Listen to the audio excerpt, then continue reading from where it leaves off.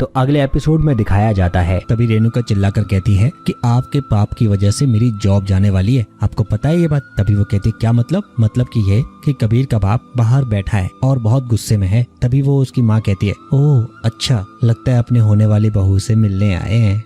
और शर्माने लग जाती है। तभी वो रेणुका गुस्से में कहती है जाके खुद क्यों नहीं मिल लेती हो, आपको पता चल जाएगा अपनी बहू से मिलने वाले हैं या उसकी हालत खराब करने आए हैं। तभी वो कहती है मिलूंगी तो जरूर, आखिर होने वाले ससुर जी जो हैं।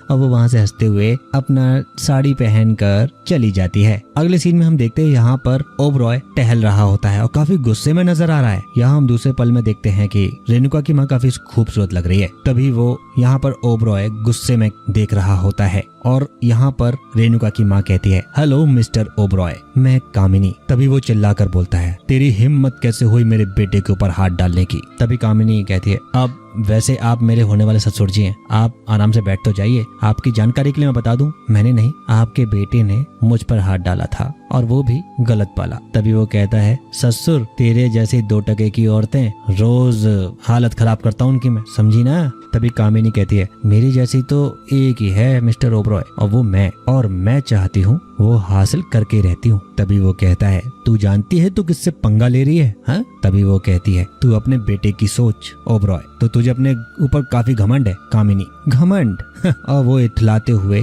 उसके पास में बराबर में आके बैठ जाती है। तभी वो कहती है घमंड करने वाली चीज तो हूँ मिस्टर ओबरॉय, चाहे तो आप आजमा कर देख लीजिए जैसे आपके बेटे ने आजमाया था। तभी वो कहता है ओबरॉय 2 टके की औरत दूर हो जा मुझसे। कामिनी अरे क्या 2 टके की औरत 2 टके की औरत लगा रखा है? थोड़ा तो भाव बढ़ाई मेरा। तभी वो कहता है ओबरॉय अच्छा ये बता तूने ऐसा कौन सा जादू कर दिया मेरे बेटे के ऊपर जो एक ही मुलाकात में शादी की जिद लगा कर बैठ गया वो है? तभी वो कहती है मिस्टर ओबरॉय अजी इधर की खुशबू ना बोलकर नहीं सूंघ कर पता की जाती है। तभी ओबरॉय कहता है चाहे तो आप भी सूंघ सकते हैं और ओबरॉय थोड़ा चटपटा जाता है और उसकी खूबसूरती का कायल हो जाता है। तभी कामिनी कहती है मेरी औकात पूछ रहे थे, आपका तो गला ही सूख गया। हाँ चलिए अब आप गुलाब जामुन खाइए और पानी पीजिए। तभी वो एक गुलाब जामुन उठाता है और 1 गिलास पानी पी लेता है। तभी थोड़ी देर बाद उसको झटके लगना शुरू हो जाते हैं और उसका दिमाग झन्नाने लग जाता है। तभी हम देखते हैं कि यहाँ पे कामिनी भी थोड़ा घबरा जाती है कि आखिरकार इस ओबरॉय को हुआ क्या। और वो कहती है मिस्टर ओबरॉय आप ठीक तो है ना। तभी ओबरॉय को यहाँ पर होश आ जाता है और उसके बाद वो कामिनी को किस करना शुरू कर देता है। यहाँ दूसरी तरफ हम देखते हैं कि यहाँ पर अपर्णा परेशान हो रही होती है। तभी वो मनी मन सोचती है कि ना जाने बाहर क्या हो रहा होगा, इस लव पोर्शन के चक्कर में ना कहीं मेरी नौकरी न चली जाए और इस मम्मी को भी अभी टांग अड़ानी थी वरना मेरी लाइफ पूरी सेट हो जाती। ओफो ये तो सर की आवाज है, मम्मी सर के साथ कर क्या रही है आखिरकार। यहाँ हम देखते हैं कि यहाँ कामिनी उसके साथ प्यार करने लग जाता है और ओबरॉय को यहाँ देखते हैं कि अपर्णा उसको देखती है कि आखिरकार वहाँ चल क्या रहा होता है और वो देखते हैं यहाँ इन दोनों के बीच में तो प्यार चल रहा होता है। तभी वो कहती है कि अपर्णा जैसे ही ये सब चीजें देखती है प्रेरणा के दिमाग में एकदम आता है और कहती है कि ओ माय गॉड आखिरकार ओबरॉय को ये क्या हो गया अचानक, ओ सत्यानाश हो।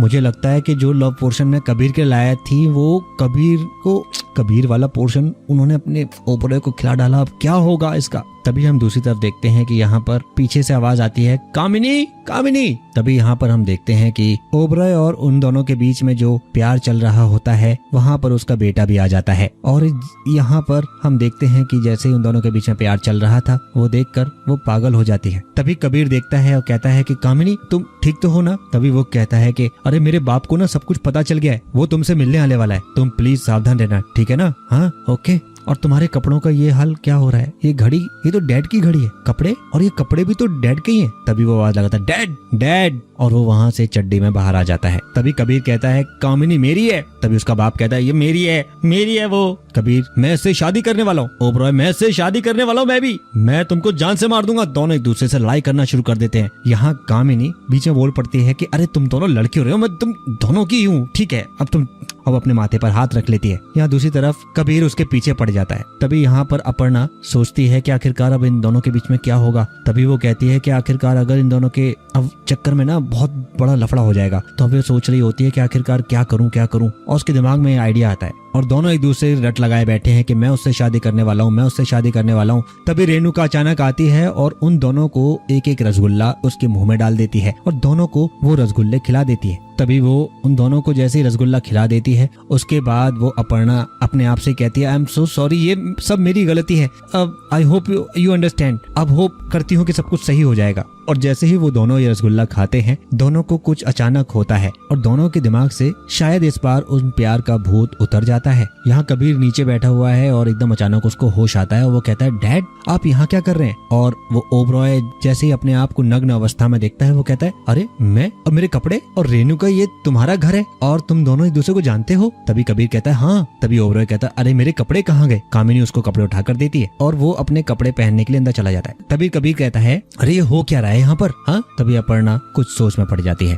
अगले सीन में हम देखते हैं कि यहाँ पर हमें वो लैब दिखाई जाती है। तभी साइंटिस्ट उससे कहता है what is the update Renuka, what is the update. Renuka थोड़ा शांत है। तभी वो चिल्लाकर बोलता है अरे लव पोर्शन की रिपोर्ट क्या है, क्या एक्सपेरिमेंट रहा। तभी वो कहती है sir I think you should destroy that love portion. तभी वो कहता है कि क्या कह रही हो तुम। वो कहती है सर ये लव पोर्शन बहुत खतरनाक है, किसी की जान भी ले सकता है। इट्स एक्सट्रीमली डेंजरस सर, बहुत डेंजरस है सर। एक बार उसको खाने के बाद वो कम्प्लीटली मेमोरी लॉस कर देता है, बहुत खतरनाक है सर ये। तभी वो कहता है give me the detail report. उसके बाद क्या हुआ और वो उसको सारी बातें बताना शुरू कर देती है कि ऐसे ऐसे ऐसे ऐसे वो सब कुछ उसको बता देती है कि आखिरकार उसने कैसे रसगुल्ला पहले कबीर को खिलाया। कबीर ने लेकिन सबसे पहले उसकी माँ को देख लिया और उसके साथ उसका प्यार हो गया। फिर उसके बाद उसने वो रसगुल्ला उसके बाप को खिलाया। कामिनी का प्यार उसके साथ भी हो गया और फिर उसके बाद वो जब वहाँ पर आया तो इन दोनों के बीच में लड़ाई हो गई और उसके बाद जो जो हुआ वो सब कुछ उसने बताया। और ये सब सुनने के बाद उस साइंटिस्ट का तो दिमाग चकरा जाता है। तभी वो कहता है ओह माय गॉड,